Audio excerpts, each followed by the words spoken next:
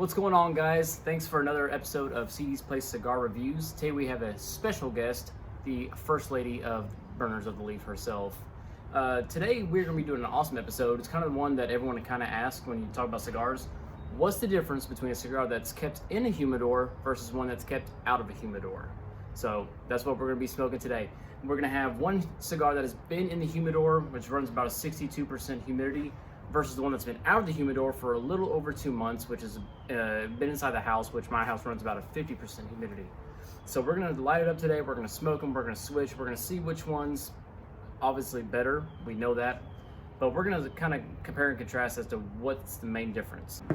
All right, guys, so as you'll notice, these cigars right off the bat, you'll notice there's not a whole lot of dissimilarities as far as color goes.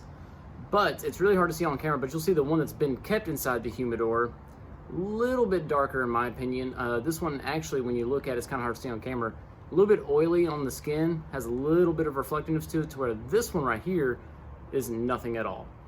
Also, one thing you can't see on camera is the one that's been kept in the humidor, a little bit more squishy than the one that's been kept out of it. This thing is hard as a rock, like my 6-pack, all right? So that's probably the biggest difference we see right now. So what we're gonna do is we are about to cut and light and get down to brass tacks. All right, guys, so right off the bat, when we both cut our cigars, the one that's been in the humidor, regular little crunch to it, it split really nice.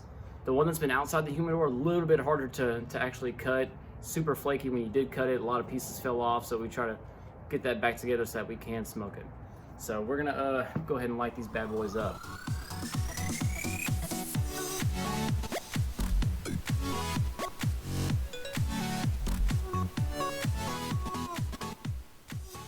Right off the bat, it's got a really smooth draw because it's so dry. But yeah, it tastes like ass.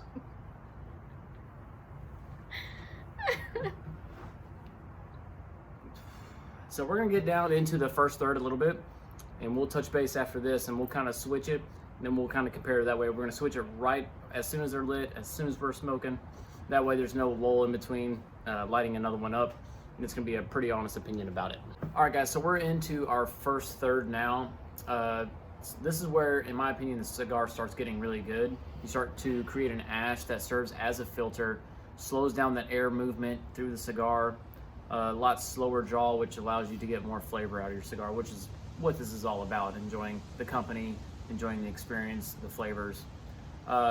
Mine so far has absolutely zero resistance on the draw because it's so freaking dry. It's disgusting. It tastes like I went out to my oak tree back here, rolled up a bunch of leaves and started smoking it. That's what this tastes like. Okay, now you can see the differences between Callie and I's. Now you can see hers is actually, that ash is a lot darker, much more gray, to where mine is white because it's disgusting, and that's what that means. So what do you think about yours? About your cigar?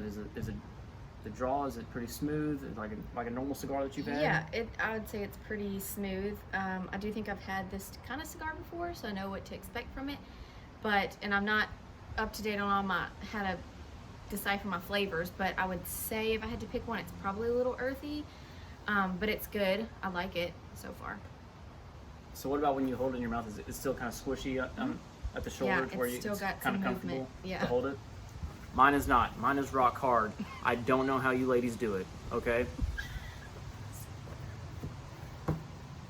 So we are going to switch now directly as these are lit, so we can try to get the truest observation of these things, okay? I fucking hate you. Now this feels right. Look at that nice gray ash on there. This thing is squishy. It's not disgusting.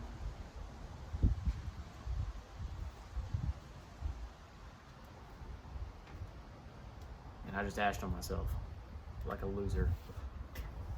But right off the bat, as soon as I get the difference, this one is a lot slower draw. You do get some more flavors in there. It doesn't taste burnt like that one did. This one has some more of a nutty taste to me. When I got that slow draw in there, I can kind of taste that. But it's squishy. It's comfortable in my mouth to hold. This is a much difference, and it's only, if you think about it, it's only like a 20, maybe 12% different in humidity. So it's not a lot, but it's enough to make that difference. And my humidor, I can only get to about 62, 65, which a lot of people would argue is too low, or some people would say is too high, which I've been told that 70% humidity is about where you want your humidor at all times. Your first thoughts on this one? So the draw, you're right about it. It's just there's no hold on it at all, and it is so much more dry, and you can taste it in the back of your throat, and it like sits there. You can taste the difference in it, and it's pretty You just nasty. get that nasty burn taste in your mouth, and it stays. It's like in the back of your jaws and on the back of your throat. Yeah. It's pretty gross. Yeah. You might as well take a lighter, put it to your mouth, and pull the trigger. That's what that tastes like. So, yeah, that's the difference between humidity. We had a difference in color, not only in the cigar, but in the ash as well. The texture itself, dry, it's hard, it's flaky, it starts falling apart once you start smoking it. The smoke itself is just unbearable, to where as the one that's kept in the humidor, it's a little bit more squishy, it's got much more flavor in it, the draw is much nicer. It's just what that experience is all about. So guys, if you have any questions, feel free to drop it in the comments. Let us know what you think. Let us know if there's another suggestion or another question you have about cigars. Hopefully we can answer those for you. As always, subscribe to the channel. It helps us out a lot. We can't wait to start getting these out on a more fluent basis. This Rona got us all screwed up everywhere. So thank you guys for stopping by, and we hope to see you on the next one.